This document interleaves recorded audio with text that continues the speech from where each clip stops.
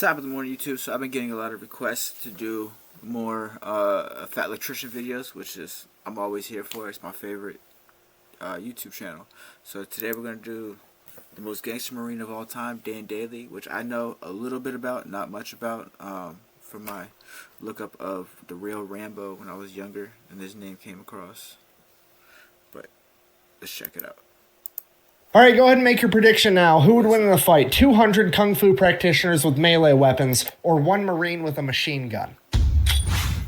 Today we're talking about the most gangster marine ever. A man so remarkable that June himself would declare him to be the most outstanding marine of all time. A man that was so fierce on the battlefield that General Smedley D. Butler, one of only 2 Marines to ever receive the Medal of Honor twice, would declare him to be the fightingest Marine he ever knew. Ladies and gentlemen, the only other Marine to receive the Medal of Honor twice, Sergeant Major Dan Daly. Born in New York on November 11, 1873, Dan Daly would grow up competing as an amateur boxer as well as working as a paperboy. And while working as a paperboy might seem like the useless details you throw in at the beginning to humanize the main character, in this case it's anything but, because him working as a paperboy would create a butterfly effect through time that would change the US military as a whole. You see, you gotta remember that he said a boxer and a paperboy. I feel like that'd be the best job for a young boxer, because you get the exercise part of being a paperboy, because you run, but you also get to practice on like throwing your hooks and your jabs and just throwing the papers. I feel like it's an all-in-one exercise that works out. this is the late 1800s and information and news didn't spread the same way it does today, so working as a paperboy back then meant that he always got the newspaper, meaning that he had more information at his fingertips than 99% of the population. Because of this, he would be able to closely follow the exploits of future President Theodore Roosevelt and his famous Rough Riders all throughout the Spanish-American War. And this would go on to be his inspiration to join the US Marine Corps, hoping that he too would be able to fight in the Spanish-American War. So that's exactly what he would do on January 10th, 1899, when Dan Daly would enlist in the United States Marine Corps at the age of 16 years old, coming in at only 5'6" and 135 pounds. But hey, as the old adage goes, it's not about the size of the dog in the fight, it's about the size of the fight in the dog. You see, the real problem here wasn't his stature, but the fact that he joined to fight in the Spanish-American. That's crazy. A lot of these stories that I've heard about the older military people was that they all came in 16, 15, sneaking in. Like, it's definitely different than it is nowadays. Nowadays, it's not the same drive for the military. I tried doing the military. I was in ROTC, and then I was going to do Young Marines, but I got really bad scoliosis, which is why I'd be all like hunched over, and so I was considered a liability and wasn't able to go further with the military. War, and the Spanish-American War ended on December 10th, 1898, exactly 1 month prior to his enlistment date, but the news hadn't spread that far yet, so he ships off to training anyways. So fast forward, he finishes up training, realizing the Spanish-American War's over. He's kind of like, meh, I mean, the Spanish got off lucky, can't help it. I mean, let's face it, I'm gonna get the action I'm looking for at some point, right? This is America. We've been a country for like 124-ish years at this point, and we've been not in armed conflict for all of like 45 seconds at this point. Sure, America knows is war. That's why we have like 4 times the budget of any other country in military. Our money straight to military, not healthcare, not livable wages, none of that, but missiles and flock cameras to track us. America. Something's gonna pop up soon. So he ends up getting put on ship duty over in the Asiatic fleet on the USS Newark. And sure enough, like after a month of being there, the Boxer Rebellion breaks out, and guess whose ship is the closest one to be able to respond? Dan Daly. All right, real quick, oversimplified. It's how it works out. Main character gets the action they look for. If you want something in this world and you think about it, it'll attract to you. He wanted war. He found himself in war. Explanation of what the Boxer Rebellion is in case you have absolutely no idea. At this point in time, China had really just been opened up to the rest of the world, and foreign influence is just flooding in. You have Western businesses going in there trying to make money. You've got Western governments going in there being like, hey, you guys want some democracy? And then you had missionaries going in there also trying to spread Christianity. Did you want democracy? Democracy? And all of this influence came so fast, so quick, that a large portion of the Chinese population felt that it was too much, too soon, and they started to push back and started a nationalist movement. Part of this nationalist movement was a bunch of young men that practiced kung fu. Now, to somebody from the West, kung fu looks an awful lot like shadow boxing, so they just referred to these young men as boxers, hence the term Boxer Rebellion. These boxers got together, started their own little club called the Society of the Righteous and Harmonious Fist, and then proceeded to run around beating the shit out of and or killing every foreign diplomat, businessman, and missionary they could find. And it is at that point that the Marines get sent in. So Private Daly and the rest of the Marines show up to Peking, China, which would later go on to become known as Beijing, the capital of China, at which point they promptly and immediately take over a large legation center on the southern border wall of the city, known as the Tartar Wall. They then gather up all the refugees they can find, get them inside the legation center, and set up a defensive perimeter. Things are going well, now we're just waiting for reinforcements. Problem, hours and hours go by, the reinforcements don't show up, and it's about to be dark out. So at this point, the Marine leadership's thinking like, hey, the reinforcements are definitely on the way, they wouldn't just leave us here, which means the reinforcements have gotten lost because, I mean, let's face it, if there was ever a time or a place where the directions of go to the giant building on the big fucking wall wasn't specific enough, it would be in China, right? I mean, they're known for their big ass walls, it's kind of their thing. So they're lost out there, we need to go find them before nighttime, otherwise they're gonna get ambushed by like 1,000 of these kung fu guys and they're all gonna get killed. So we're all gonna leave, go find the reinforcements and come back. Private Daly, you're gonna stand guard here by yourself. Now, I don't know what could go wrong. One man by himself with potential enemies coming. Nothing could go wrong there. Let's go. Logic was behind this. I don't know if it was like, fuck Private Daly, he's the new guy, he can have the shitty job, or if it was like, hey, Private Daly's a new guy, this mission's really dangerous, let's leave him here where it's safe, or maybe they knew he was the main character and that he had plot armor. I have no idea. Either way, Private Daly is now effectively playing goalie for America for all of these refugees. So sure enough, like an hour after all the other Marines leave, hundreds of Boxer rebels show up and they're looking for a fight. Now, a couple of them have guns like muskets and stuff, really outdated weaponry. By and large, they're all carrying traditional Chinese martial arts weapons like swords, bow staffs, what have you. Some of them are even just rocking the old meat mittens, but they're looking for a fight either way. And this is shaping up to be one of the most ridiculous battles of all time. I mean, this is the type of stuff you get drunk at the bar and ask your buddy, like, hey, do you think you could take on all 300 Spartans if you had a machine gun? Like, that's exactly what's about to go on here. I mean, in one corner, you've got an 18-year-old Marine with a machine gun, and in the other corner, you have 200 martial artists with, like, bow staffs and shit. You literally have gun fu versus kung fu, okay? And here's the kicker with the entire thing. The Society of the Righteous and Harmonious Fist legitimately and wholeheartedly believes that their martial arts training has made them impervious to bullets. Yeah. So this entire horde of kung fu fighters just starts running at Daly as fast as they can as he opens fire with his machine gun, and they fight well into the night. The rest of the Marines were a couple miles away, they found the reinforcements, but now it's too dark for them to travel. You would think that, like, after the first and people getting smacked down, they'd go, you know what, maybe we're not impervious, let's retreat. In this rioting city at night safely, so they've adopted a little defensive position and they're just holding position until daylight. They're literally forced to just sit there and listen to the machine gun fire and the yelling and the screaming and machine gun fire, and then suddenly the machine gun runs out of ammo, and then there's bolt action rifle fire. He gets the machine gun reloaded, there's more machine gun fire, and this goes on for hours, and then it progressively just gets slower, and there's less machine gun fire and less screaming and less machine gun fire and less screaming, and then suddenly it just stops. At this point, the Marines have to accept the fact that their friend has just died courageously in battle, fighting an entire mob by himself because they left him alone, and all the civilians that they've been tasked with protecting are going to be slaughtered. And now all they can do is sit there and wait for the sun to come up. So the sun comes up and the Marines start making their way back to the legation center, but they're kind of dragging their feet because, well, they know what they're going to find. They're really just there to recover the remains of Private Daly and make sure that those are taken care of, and they start making their way there, and as they get closer, they're like, man, Private Daly really took out a lot of these guys. That's impressive. And they get closer and like, holy shit, he took out a ton of these guys. This is the most aerodynamic mass grave I've ever seen. And they get to the top of the wall, and there's Private Daly smoking his pipe, leaning up against his machine gun, and they're like, holy shit, you made it. He's like, yeah, why wouldn't I?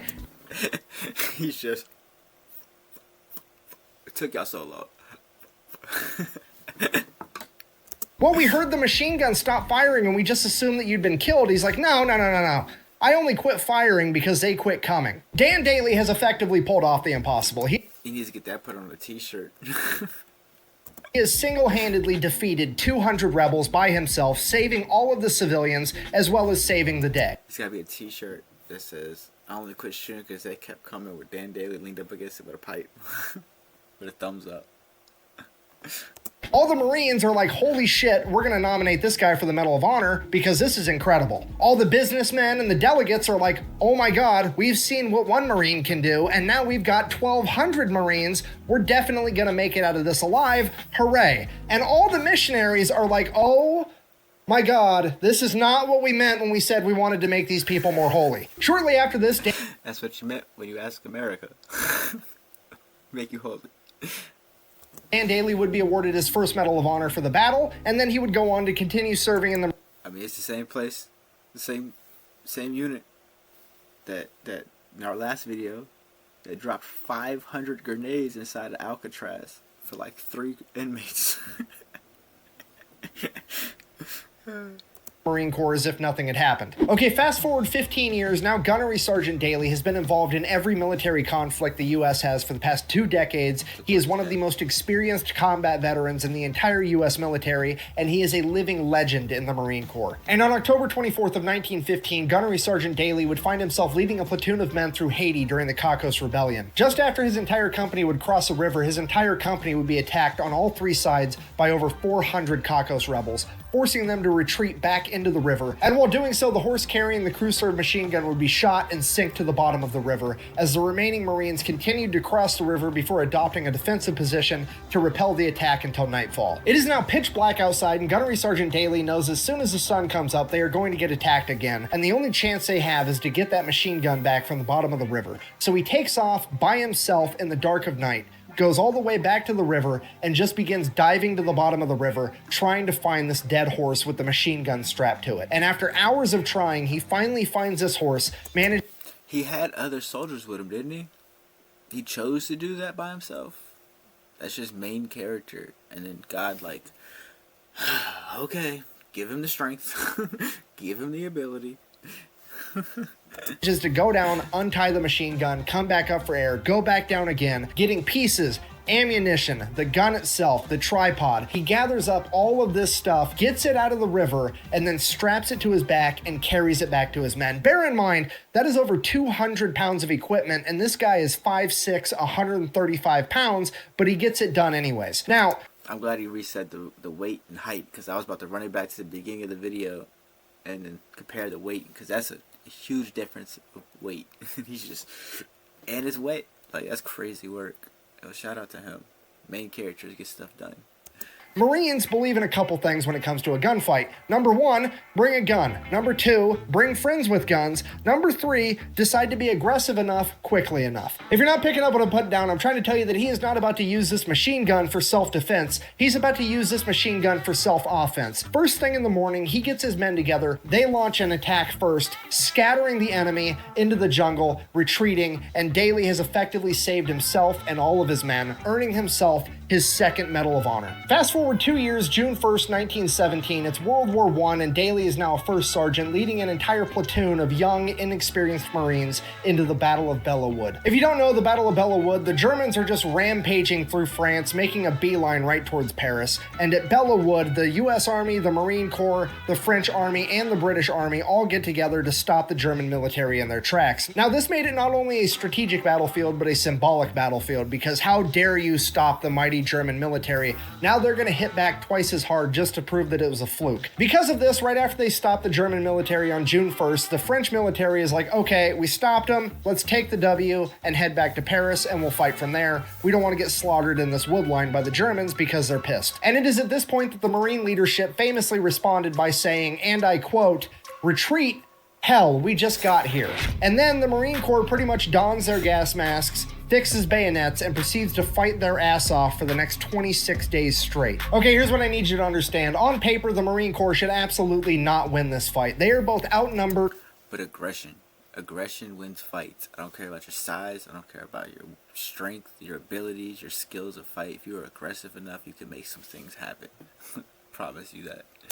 and outclassed. The German military is one of the most veteran fighting militaries on the planet at this point in time, and the Marine Corps is primarily comprised of a bunch of 18-year-old kids that have never seen combat. However, leading those 18-year-old kids is a bunch of fucking badasses like Dan Daly. Okay, this video started with him being a paperboy from New York. He is now a 45-year-old man with 2 medals of honor that has been in the Marine Corps since he was 16 years old. This man is a and has well over 200 hats.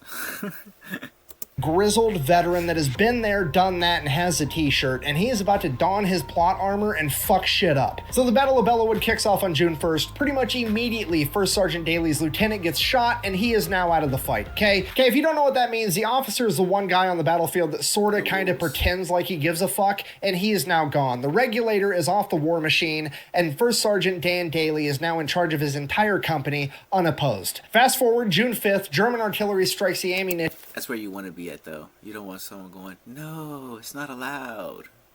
Just rock out, finish what you had mission.